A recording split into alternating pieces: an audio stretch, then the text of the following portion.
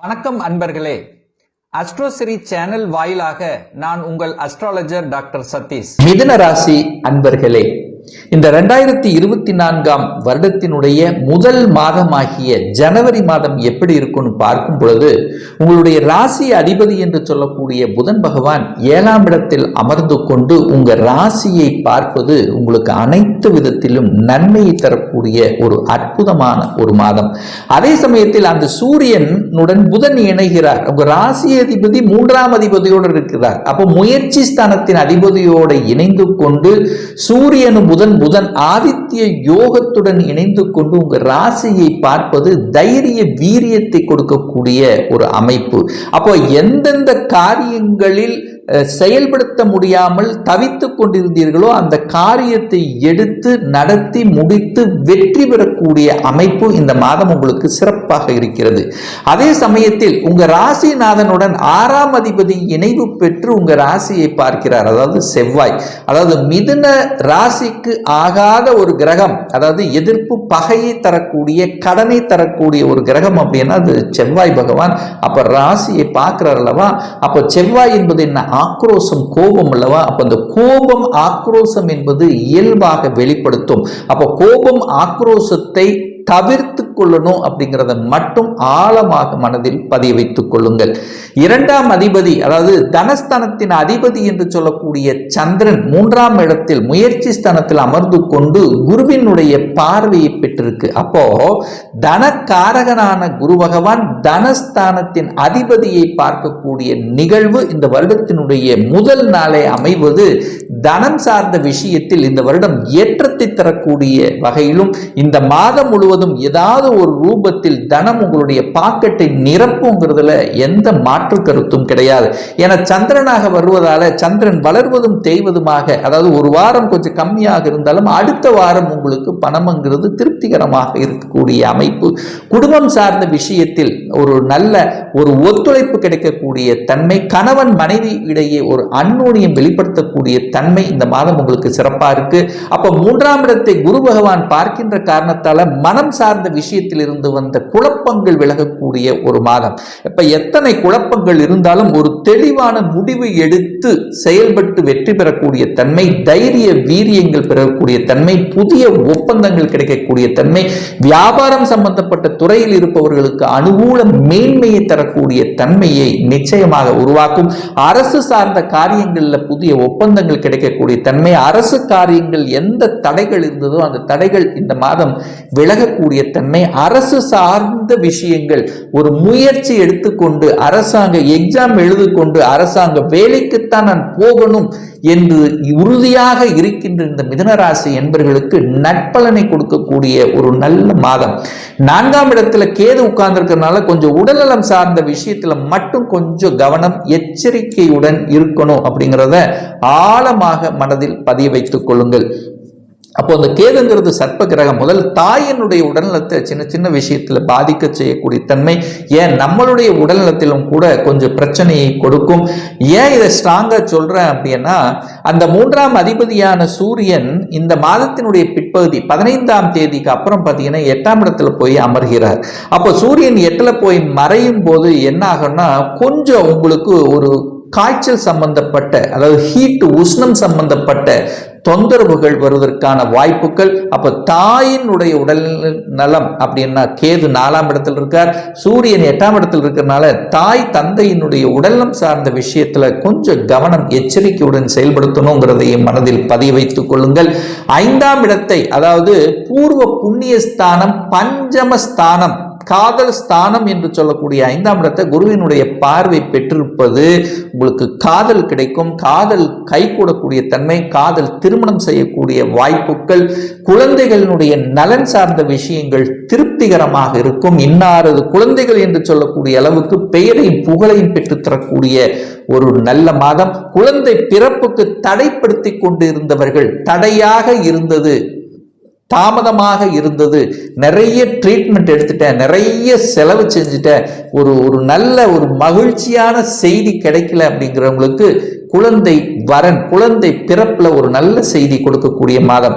ஏன் இதை ஸ்ட்ராங்கா சொல்றேன்னா, கடந்த 1.5 வருடமாக குருவுடன் ராகு இருந்து கொண்டு, கிரகணம் அடைந்து கொண்டு, குரு பாதிக்கப்பட்டு குழந்தைக்கான விஷயத்தில் தடைகளை கொடுத்து கொண்டிருந்தது. அதே சமயத்தில் குரு பகவான் வக்ரமாக இருந்தார். ஆனா இந்த மாதத்தின் தொடக்கத்தில் குரு வக்ர நிவர்த்தி அடைந்து தனது 7ஆம் பார்வையாக, சமசப்தம பார்வையாக அந்த 5ஆம் இடத்தை பார்க்கிறார், முயற்சி ஸ்தானத்தை பார்க்கிறார். 7ஆம் இடத்தை பார்க்கின்ற காரணத்தால நிச்சயமாக குழந்தை பிறப்பு சார்ந்த விஷயத்தில் நற்பலனை கொடுக்கக்கூடிய ஒரு அற்புதமான ஒரு மாதம் என்று சொன்னால் இந்த மிதுன ராசினருக்கு மிகையாகாது. அதே சமயத்தில் குழந்தைகளுடைய படிப்பு சார்ந்த விஷயங்களும் திருப்திகரமாக இருக்கும். ஒரு நல்ல மார்க் வாங்குவாங்க. பெரியோர்களுடைய ஆதரவு இருக்கு. குருமார்களுடைய அனுகிரகம் உண்டு. கடவுளுடைய அனுகிரகம் என்பது உங்க குழந்தைகளுக்கு கிடைக்கக்கூடிய தன்மை. அப்போ நல்ல படிப்பு சார்ந்த விஷயத்தில் பிரகாசமான தன்மை என்பது இந்த மாதம் உங்களுக்கு சிறப்பா இருக்கு. 6ஆம் இடத்துல சுக்கிரன் உட்கார்ந்திருக்கார். கலத்திர காரகன் என்று சொல்லக்கூடிய அந்த சுக்கிரன் 6ல உட்கார்ந்திருக்கார். ஆனா இந்த மாதத்தினுடைய பிற்பகுதியில போய், அதாவது 18ஆம் தேதி போய் தனுசு மனையில, அதாவது 7ஆம் இடத்தில் வந்து அமருகிறார். அப்போ திருமணம் சார்ந்த அனைத்து விதமான சுப காரியங்கள் நடப்பதற்கு இந்த மிதுன ராசினருக்கு ஒரு ஏற்ற மாதம் அப்படின்னு எடுத்துக்கலாம்.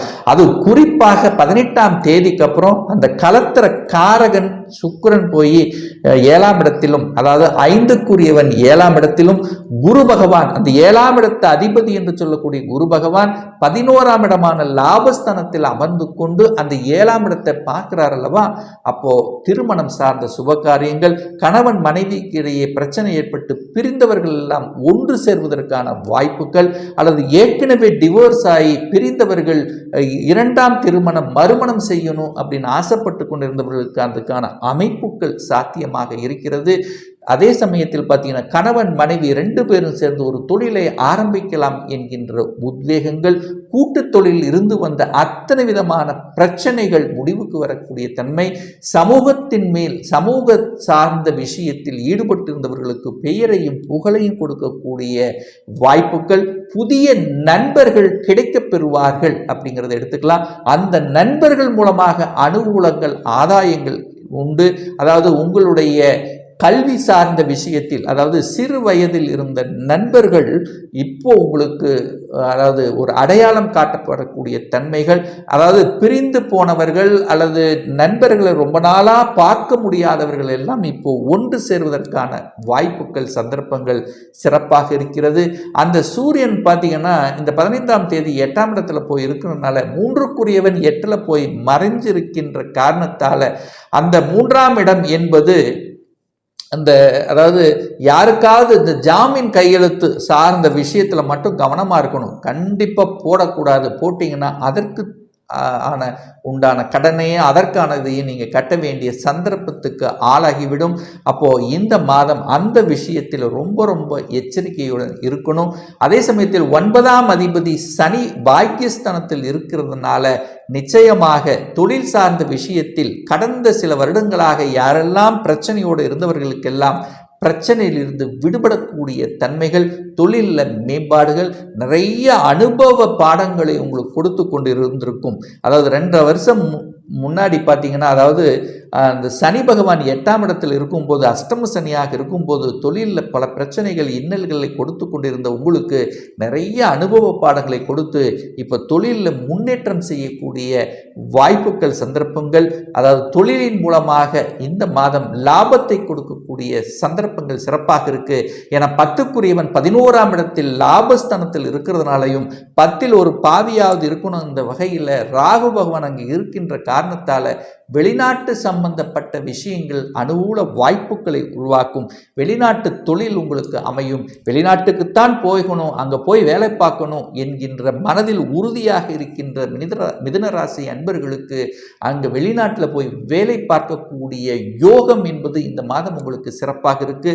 அதே சமயத்தில் தான் வேலை பார்த்து கொண்டிருக்கிறேன், அதாவது உத்தியோகத்தில் இருக்கிறேன், என்னை யாரும் புரிஞ்சுக்க மாட்டேங்கிறாங்க, நல்லதா வேலை பார்த்த என்னுடைய வேலை வேலைக்கு உண்டான கிரெடிட் எனக்கு கிடைக்கல, என்னுடைய மேலதிகாரிகள் கூட என்னை புரிந்து கொள்ள முடியலையே, தவறாக நினைத்து கொண்டார்கள் என்றவர்கள் எல்லாமே இப்போ உங்களை புரிந்து கொண்டு உங்களுக்கு தகுந்த அந்த தன்மையை தரக்கூடிய வாய்ப்புகள். அப்போ யாருக்கெல்லாம் அந்த ப்ரமோஷன் டிலே ஆகிட்டு இருந்ததுன்னா ப்ரமோஷனை எதிர்பார்க்கக்கூடிய ஒரு மாதமாகவும், உங்களுடைய சக ஊழியர்கள் உங்களை புரிந்து கொள்ளக்கூடிய தன்மையும் இந்த மாதம் உங்களுக்கு சிறப்பாக இருக்கு. குரு 11ஆம் இடத்துல அற்புதமாக உட்கார்ந்திருக்கார், லாபஸ்தானத்தில் உட்கார்ந்திருக்கார். மூத்த சகோதர சகோதரிகள் மூலமாக அனுகூலத்தை பெறக்கூடிய தன்மை. சத்சங்கம் இந்த மாதிரியான அதாவது சத்சங்கம் சார்ந்த விஷயத்தில் இருப்பவர்களுக்கு ஒரு கௌரவ பதவி கிடைக்கக்கூடிய தன்மைகள், குருமார்களினுடைய ஆதரவுகள், தனம். குரு அப்படின்னாலே தனம். அப்போ தனம் சார்ந்த விஷயங்கள், குழந்தை சார்ந்த விஷயங்கள், பெரியோர்களினுடைய ஆதரவு சம்பந்தப்பட்ட விஷயங்கள் அனுகூல வாய்ப்புகளை தரும். அதே சமயத்தில் சனி பகவான் 9ஆம் இடத்திலிருந்து 3ஆம் பார்வையாக அந்த குருவை பார்க்கிறார் அல்லவா, ஆன்மீக சம்பந்தப்பட்ட நாட்டம் இருக்கும்.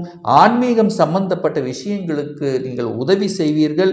அதாவது திருப்பணி சம்பந்தப்பட்ட விஷயங்களுக்கு உங்களை முன்னிறுத்தி செய்யக்கூடிய வாய்ப்புகள், அதாவது ஆன்மீக நாட்டம், கோயில் சம்பந்தப்பட்ட விஷயங்கள், கோயில் யாத்திரை செல்லக்கூடிய தன்மைகள், புனித கோயில் அதாவது உங்களுடைய குலதெய்வத்துக்கு சென்று வரக்கூடிய தன்மைகள் எல்லாமே இந்த மாதம் உங்களுக்கு சிறப்பாக இருக்கிறது. அப்போ மிதுன ராசி அன்பர்களுக்கு ஒரு உத்வேகத்தையும் அந்த தன்னம்பிக்கையும் தன்மானத்தையும், அதாவது எதையும் செயல்படுத்தக்கூடிய அந்த தன்மை, வெற்றி பெறக்கூடிய தன்மைகள் இந்த மாதம் உங்களுக்கு சிறப்பாக இருக்கிறது.